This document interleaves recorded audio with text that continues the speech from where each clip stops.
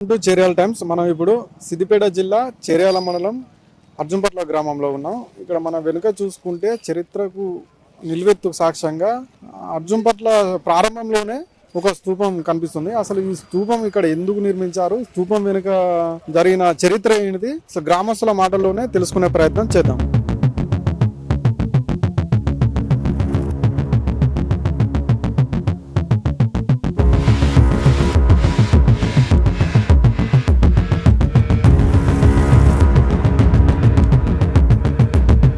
ఇక్కడేనా అర్జున్పట్ల?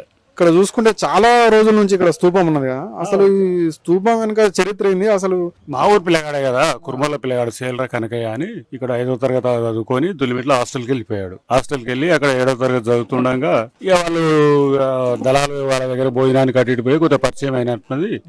ఆ సందర్భం అని ఖమ్మం వెళ్ళిపోయారు వాళ్ళతో పాటు. పోయినాక 5-6 నెలలకు దళకమండ రాయండు, మళ్ళీ మా ఊరికి వచ్చిండు, మాతో అందరితో కలుసుకున్నాడు. ఇక నేను ఇట్లా ఉన్నా, మీకు ఏ బాధ వచ్చినా ఉన్నా, మీకు ఏదైనా ఉంటే నాకు చెప్పండి చేయండి అని మా సాధక బాధలు చూసుకుంటూ మళ్ళీ తిరిగి ఖమ్మం వెళ్ళిపోయాడు. ఖమ్మం వెళ్ళిపోతుంటే అర్ధరాత్రి పెట్రోలింగ్ వాళ్ళు పోతుంటే వీళ్ళు ఏదో ఊరికి ఒకటోట పోతుండగా అక్కడ కరెంట్ షాట్ ఒక మొక్కజొన్న చేయనుకో ఎవరో పెట్టుకుంటే షాట్ తరపున ఆయన పడిపోయిండు అక్కడ ఖమ్మంలో. పడిపోయిన తర్వాత తీసుకుపోయి హాస్పిటల్లో జాయిన్ చేసిండు.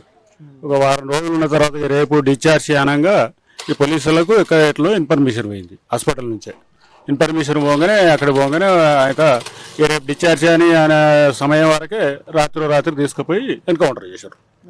ఇక మా పిల్లగాడు మా ఊరోడు అని ఇక్కడ ఉన్న ఈ ఆకునూరు అప్పట్ల ఇక మా ఏరియోడు అని ఆకునూరు కానీ దుల్మిట కానీ వాంతో పని చేసిన వాళ్ళు మేము ఊరంతా సహకరించి మా పిల్లగానికి ఒక గుర్తింపు ఉండాలని ఇక్కడ స్తూపం కట్టుకున్నాం. గ్రామస్తులు అంతా కలిసి ఒక స్తూపం కట్టుకున్నాం. అందరు అన్ని పార్టీలు. ఇప్పుడు మామూలుగా స్తూపాన్ని వేరే ఊర్లలో కట్టడానికి ఇప్పుడు పోలీసు వారు ఇష్టపడరు కదా, అసలు ఇంత పెద్ద స్తూపం ఇంతవరకు ఇప్పుడు చెక్కు జరగకుండా ఉన్నది వెనుక. నిజమే, ఇది కూడా మీరు అడిగింది కూడా కరెక్టే. ఇక్కడ అర్జున్పేటలో ఒకటి, ఇంతకంటే ఇంకా పెద్దది అక్కడ కట్టినాం హుస్నాబాద్ లో. దాన్ని తీసేసిండ్రు వాళ్ళ బాంబులు లేవని. ఇక్కడ సర్వర్ గారు కూడా వచ్చి 2-3 మాటలు దీన్ని లేపే ప్రయత్నం చేసిండు. ఇల్లు జిబ్బుగా అందులో బాంబులు ఉన్నాయి, దాన్ని ముట్టుకుంటే ఊరంతా ఆగమైపోతుంటే వెనక్కి తీసుకొని గాముగా వెళ్ళిపోయాడు. అట్లా నిలిచిపోయింది. అది అదే హుస్నాబాద్ బయలుచేసారు. ఇప్పుడు ఒక చరిత్రకు నిలువెత్తు నిదర్శనంగా నిలిచిపోయింది.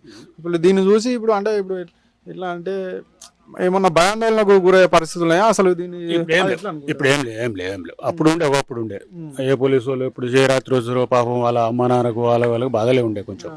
అవన్నీ పోయినాయి, ఏ భయం లేదు. ఇప్పుడు అదే గుర్తింపు అనేది బాగా అనిపిస్తుంది. ఇక తెలంగాణ వచ్చిన కాడ నుంచి మా గవర్నమెంటే మా స్తూపాలు ఎంబడి తిరగబట్టి ఇప్పుడు కానిటోళ్ళు ఎవరు? అది అంత చూసుకుంటే బైరంపల్లిలో బురుజు కావచ్చు, అప్పుడు నైజాం పాలనలో ఒక వాళ్ళు చేసిన అరాచకాలకు ఒక గుర్తుగా మిగిలిపోయింది. అట్లాగే ఇప్పుడు ఈ స్తూపం కూడా ఉన్నది. వీళ్ళు చేసిందంటే భూ పోరాటం, పెత్తందారులది అది జరగక కొద్దిగా అన్సువేస అయిపోయింది. ప్రజలు హ్యాపీగా ఉండి హ్యాపీగా నిద్రపోయే కాలం వీళ్ళతో జరిగింది ఇప్పటిదాకా. అది